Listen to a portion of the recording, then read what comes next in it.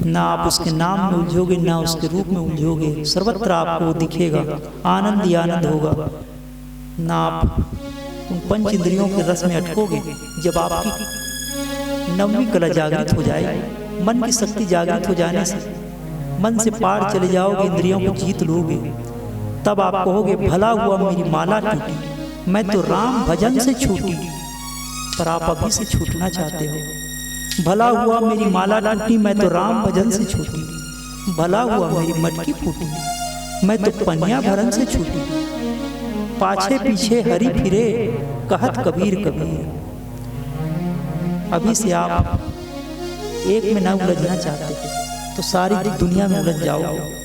याद रखना, वह एक नाम आपको, वह एक गुरु आपको एक सहारा भय स्थान में रक्षा करेगा। जिंदा गुरु आपको चाहिए होगा, कौन आपको पार लगाएगा, मर्जी आपकी। बुद्ध के जाने के बाद सब मांस खाते हैं। मैं सत्य कह रहा हूँ, 1000 बार सत्य कह रहा हूँ। मैंने वीडियो भी डाल रखा है। एक भी आदमी नहीं है श्रीलंका में। जब मैं वहां गया था तो मैंने उनसे कहा वेजिटेरियन, वेजिटेबल। समझ गया, वेजिटेबल मतलब सब्जियां ही होती है। चावल के साथ अंडा लाया, टेक इट। अंडे निकाल कर कहते हैं टेक इट। मैंने बोला I am vegetarian. Yes yes, this is vegetable, only rice, take it. आप सोचो, अंडा निकाल दिया, अंडा उसमें था, आप उसे वेजिटेबल बोलेंगे? वेजिटेरियन खाएगा उसे? उनका ऐसा मानना है अंडा हटाकर कि ये वेजिटेबल। जब उसने चिकन राइस लाया, चिकन हटा दिया, और वो मेरे से लड़ पड़ा कि ये पूरे विश्व में, उसने अंग्रेजी में बोला, मुझे आ नहीं रहा। उसने बोला कि पूरे वर्ल्ड जानता है rice is vegetarian, rice is vegetable. उनका कहना है कि ये शाकाहारी भोजन ही है। चावल के अंदर जो मीट पड़ा था वह तो वेजिटेबल नहीं था, पर उसे ऐसा लगता है कि वेजिटेबल है। सारा श्रीलंका अपने बाहर के रस में उलझा हुआ था। आज उसकी हालत क्या है? भारत से उसे बहुत सारे रुपये दिए जाते हैं, तब भी वो इतने गरीब है। आप जाओ तो 1 रुपया आपके 4.5 रुपये हो जाएगा। हमारे पड़ोसी राज्य में सबसे गरीब नंबर 2 पे पाकिस्तान। मेरे शिष्य है, वहां से फोन आता है, वो बताते हैं। तीसरे नंबर पर गरीब है नेपाल। हम वहाँ, हमारा शिविर वहां भी होता है, वहां हम गए थे। तगाड़े भर के रुपये दान में दिए थे, पर हुआ कितना? 2 रुपये 4 रुपये को दान देना समझते हैं। कितने गरीब है। हम इस बात को समझते हैं कि गरीब है। जहां भी उन्हें 2 पैसे मिल जाए, जहां भी उन्हें सुख मिल जाए, शराब पीकर, अंडा खाकर, मुर्गी खाकर, सब उसी में उलझे हुए हैं। हम समझते हैं कि गरीब है। वो अपने धर्म बदलने को मजबूर थे। उन्हें जहां भी जो मिल जाए, दुखी आदमी क्या करेगा? रस के लिए कुछ भी करेगा, आनंद के लिए, धन के लिए। आप उसे क्या कहोगे? जब हम उसे जानते हैं कि अब व्यक्ति तो मैथुन के लिए, भोजन के लिए, घर के लिए, रोजी रोटी के लिए ही तड़प रहा है, नीचे से नीचे चला गया। क्यों? क्योंकि जो व्यक्ति जितना ज्यादा चाहेगा उतना ही उलझता जाएगा। जो जितना वजन लेकर चलेगा उतना ही कम दूरी तय करेगा। जितना आप कम रखोगे उतना ही आप ऊपर की ओर आओगे। जितना आप और बढ़ाना चाहोगे उतना ही दलदल में फंसते जाओगे।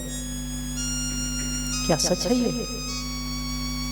कि पंच इंद्रियों की वासना के लिए, अपनी वासना को और पंच इंद्रियों को भोग के लिए आपने जो मीट खाया, क्षणिक आपको तो आनंद आया, पर सच बताना कि आपके लिवर में कोई प्रॉब्लम है? आपको ऐसा लगता है कि आप दूसरों को सता के आनंद आओगे? तो सत्य कहाँ रहा? बुद्धम शरणम गच्छामि, धम्मम शरणम गच्छामि। उन्हीं ने तो कहा था, उसी बुद्ध ने तो कहा था। पर क्या बुद्ध के जाने के बाद दूसरा बुद्ध है? आप क्या सोचते हो? कि बुद्ध की मूर्तियां, बुद्ध ने खुद कहा कि मूर्तियां ना बनाओ, मूर्ति पूजा झूठा है, भगवान नाम का वस्तु नहीं है। पर मैं सत्य कहता हूँ, पूरे हिंदुस्तान में इतना बड़ा देश, यहाँ जितने भी मूर्तियां होंगी सब अलग अलग धर्म पंथ के, अलग अलग देवी देवता के, सबको मिलाकर बुद्ध की मूर्तियों के बराबर भी ना कर पाएंगे। हर मोहल्ले में, हर चौराहे में, हर गलियों में, हर पॉकेट में, हर गले के लॉकेट में सिर्फ बुद्ध ही बुद्ध था। इतनी गरीब क्यों, इतनी पीड़ा क्यों? मैंने वीडियो डाला है, आप देख सकते हैं। जब उन्होंने कहा था कि सम्यक भोजन, ये उन्हीं के सूत्र है, सम्यक व्यायाम उन्हीं के शास्त्र में आता है, तो फिर सम्यक भोजन में क्या यही है? तो रस लेने वाले बाहर के लोग अंदर कभी ना उतर पाएंगे, जो जितना बाहर जाएंगे उतना ही फंसते जाएंगे और उतना ही वो दीनहीन होता जाएगा। रूखी सूखी रोटी खाने वाला ज्यादा जिएगा, ना कि डालडा और बड़े मीठ खाने वाला।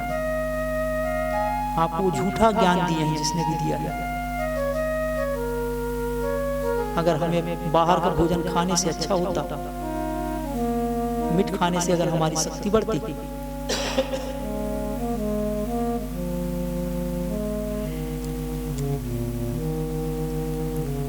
मीठ खाने से हमारी शक्ति बढ़ी होती, तो आप सोचो कि सबसे ज्यादा शक्तिशाली जितने मीठ खाने वाले, शराब पीने वाले वही लोग होते हैं। और कम क्यों जीते हैं? जंगली आदमी जो हरा घास खाता है, या प्रकृति ने ऐसा अंग क्यों दिया है, जैसे बंदर को दिया है, गाय को दिया है? हमारी बनावट ही वैसी है कि हम हरे घास, हरे सब्जियों के लिए बने। तो आप प्रयास करना पंच इंद्रियों को जीतने का, और उनमें राजा है मन, मन के बाद अब इंद्रिया। मन को पहले नियंत्रण करो अपने भगवान नाम का जप से, जो बताई क्रिया है उनसे। जब आप क्रिया करोगे तो आपको मन को जीतने में आसानी होगी। जब मन को जीत लोगे तो प्राण को जीत लोगे। जब प्राण को जीत लोगे तब आप विश्व व्यापक जो प्राण है उनमें आप प्रवेश करोगे और आपको दिव्य ज्ञान मिलेगा। नहीं तो आप टोने टोटके में उलझे रहोगे।